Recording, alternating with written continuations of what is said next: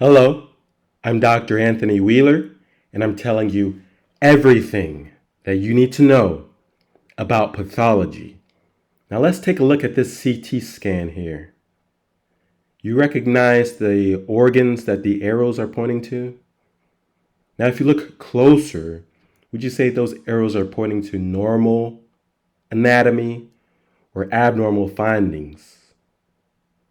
Right? Asymmetry, cystic-like lesions, or at least well-defined. It's probably a lesion, right? We're going to be discussing that and much more in this presentation on kidney and bladder neoplasia pathology. This is covered in your book, Medical School Pathology and Step 1 Review. You can scan the QR code to get to the most current updated material around for your guaranteed success. But now, let's talk about the kidney and bladder neoplasia. Kidney and bladder neoplasia includes Angiomyolipoma, Renal Cell Carcinoma, Wilms Tumor, right? You remember that. Urothelial Carcinoma, Squamous Cell Carcinoma of the bladder, and Adenocarcinoma of the bladder. You must know these entities because they will show up. Let's start with Angiomyolipoma. An angiomyolipoma is a disorder where benign kidney tumor develops. Angiomyolipoma is a tumor made up of blood vessels, smooth muscle, and adipose tissue, hence the name angio, vessels, myo, muscles, lipo, fat, oma, mass, angiomyolipoma. You'll probably see a histological representation of this. If you see vessels and muscle and fat, you can make your diagnosis. It's important to remember that tuberous sclerosis is associated with angiomyolipomas. Here we could see a hyperechoic mass on the upper pole of an adult kidney on a renal ultrasound showing what was diagnosed as an angiomyolipoma. And here we can see the renal ultrasound of a person with tuberous sclerosis and multiple angiomyolipomas in their kidney. To the right here, we can see histology from a patient with an angiomyolipoma. Note the myeloid cells with clear cytoplasm spinning off large vessels in a background of mature fat, the classic microscopic features of angiomyolipoma. And here we have other representative microscopy representing angiomyolipomas.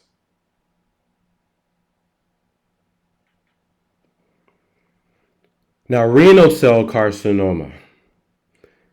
Renal cell carcinoma is a malignant cancer located in the lining of the kidney tubules, which are incredibly tiny tubules. And this condition is known as renal cell carcinoma. To the right here, we have a pie chart showcasing various types of renal tumors, as well as the 5-year survivals.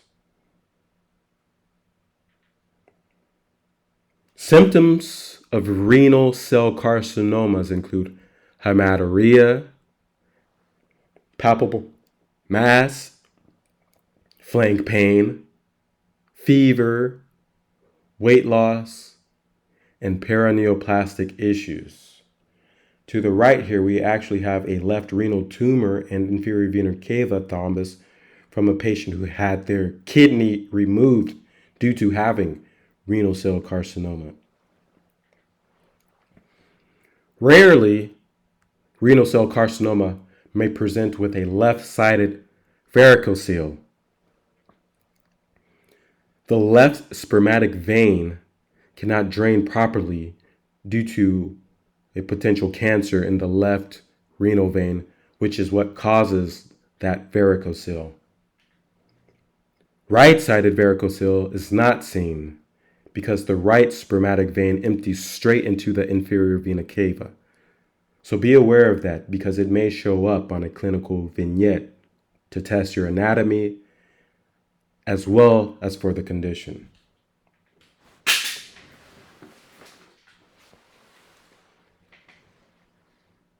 When examined under a microscope, the most common variant of renal cell carcinoma shows clear cytoplasm or a clear cell type, right? That's the one that you must know.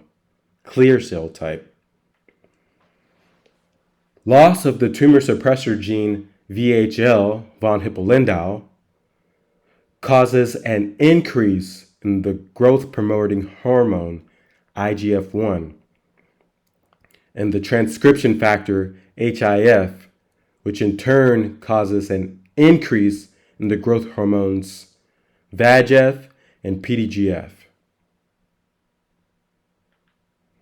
Renal cell carcinomas may be hereditary or sporadic. Risk factors for the sporadic renal cell carcinoma includes male, right, being a man, being 60 years of age or older, and smoking. So you can imagine a man that smokes who's in his late 60s, right? Increased risk factors for RCC sporadic type. Hereditary renal cell carcinomas typically develop in younger adults and tend to be bilateral. So if you see a young adult with bilateral RCCs, odds are it's the hereditary form. The autosomal dominant illness known as von Hippel-Lindau disease increases the risk of renal cell carcinoma and cerebellar hemangioblastoma by inactivating the VHL gene. Here we have a gross representative specimen from a patient with renal cell carcinoma. Now, can you see the normal kidney? Now, do you see the big yellowish mass, well circumscribed in the top there? And then you can also see the adipose tissue encasing the kidney, right? All right, it's important that you can recognize those features. Now here, we have histology showing a renal cell carcinoma. Generally, and for your purposes, the cells have a clear cytoplasm. You'll see that. Also, there are different types of carcinoma, and here we can see a type 1 PRCC that consists of a papilla covered with a single or double layer of small cuboid cells with scanty cytoplasm. PRCC means papillary renal cell carcinoma. Now, we have another gross image. Can you see the tumor? Can you see the normal kidney? Can you see the normal fat encasing the kidney? Now we have a microscopic image. And this micrograph is interesting because it shows a large artery with a foreign material in it. And that foreign material is the result of an embolization procedure prior to a nephrectomy for renal cell carcinoma.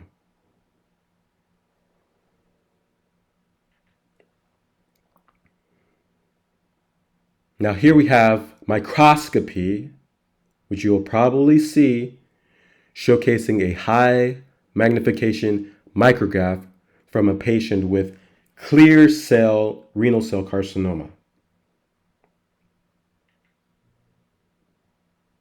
And there are other types of renal cell carcinoma, such as chromophobe. As we can see here, looks a bit pink and oncocytic, little fluffy pink with well-circumscribed blue nuclei. Now, this is a very important entity to be aware of. Wilms tumor. Wilms tumor is a malignant kidney tumor, right? Malignant. Remember that. Wilms tumor is a malignant kidney tumor composed of primitive glomeruli, tubules, and stromal cells, blastema, which is an immature kidney mesenchyme. To the right here, we can see a gross section from a kidney that's been bisected, showcasing the Wilms tumor. The average age of a child who develops a Wilms tumor is 3 years old. So it's important to note that this primarily affects the pediatric population. Symptoms of Wilms tumor include large mass that is unilateral, hematuria, and hypertension brought on by renin secretion, usually in a pediatric population. Wilms tumor is associated with a particular mutation, which is the WT1 mutation, especially in syndromic cases, such as WAGR syndrome or WAGR syndrome. WAGR syndrome is the disease called for its features, which include Wilms tumor, aniridia, genitourinary abnormalities, and you know what the R stands for, intellectual impairment, we'll say, right? WAGR syndrome. Beckwith-Wiedemann syndrome is another disease associated with Wilms tumor, which includes Wilms tumor, neonatal hypoglycemia, muscular hemihypertrophy, and organomegaly. Here we have a representative micrograph of Wilms tumor, also known as nephroblastoma. Note the very small, immature-looking basophilic cells. And here we have another micrograph showing the characteristic triphasic pattern of Wilms tumor, which consists of tubules and solid sheets of small round cells and stroma. Right? So it's important that you can recognize these features: the blastema, the tubules, and the stroma. And note that WT1 expression can also be seen in Spitz-Nevi as well as melanoma. But back to the matter at hand, more kidney tumors. Speaking of which, let's talk about urothelial carcinoma. This is important. Urothelial carcinoma is also known as transitional cell carcinoma. And here we can see imaging of urothelial carcinoma. We have bladder diverticula that contain possible stones. And also note that the bladder wall is thickened due to a possible transitional cell carcinoma. They need a biopsy. Now, the epithelial lining of the renal pelvis, ureter, bladder, or urethra would be the source of this malignant tumor. Urothelial carcinoma is the most typical type of bladder cancer. Risk factors for urothelial carcinoma include cigarette smoking, which is a major risk factor, naphthylamine, azodies, cyclophosphamide, and phenestin. The typical presentation of urothelial carcinoma is painless hematuria in an adult. So your patient is urinating, they see blood in their urine, and it does not hurt. Have urothelial carcinoma on your differential. Urothelial carcinoma arises via two distinct pathways, either flat or papillary. Now, if you were to look at this microscopic image, would you say that they have the flat type or the papillary type? Note the papilla, right? This is the papillary urothelial carcinoma, the papillary type. In regards to urothelial carcinoma, flat urothelial carcinoma is characterized by the invasion of a high-grade flat tumor and is associated with p53 early mutations. Papillary urothelial carcinoma initially appears as a low-grade papillary tumor and advances to a high-grade papillary tumor, then invades and is not linked to early p53 mutations. A field defect is when a tumor recurs and is frequently multifocal in nature. So your urologists and future urologists, be on the lookout for that, right? You're going to need to follow these patients and keep checking up on them intermittently. Here we have various histologic sections showing small cell carcinoma of the bladder. And here we have imaging showcasing histopathology of a urothelial carcinoma of the urinary bladder. Look at this nested pattern of the invasion. This was obtained during a transurethral biopsy. And here we have, what do you say, flat or papillary? Right, papillary. You can see the papilla, right? Papillary transitional cell carcinoma. And here we have another histopathology microscopic section of urothelial carcinoma of the bladder. And here we can see that again. Right? This is gonna show up. Now take a look at this. This is a micrograph of urothelial cell carcinoma of the prostatic urethra on a prostate biopsy.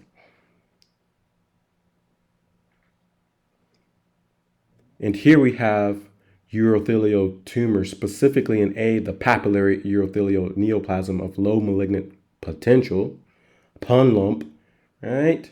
Precursor lesion. And then to the right of that, you have full-on urothelial carcinoma in B.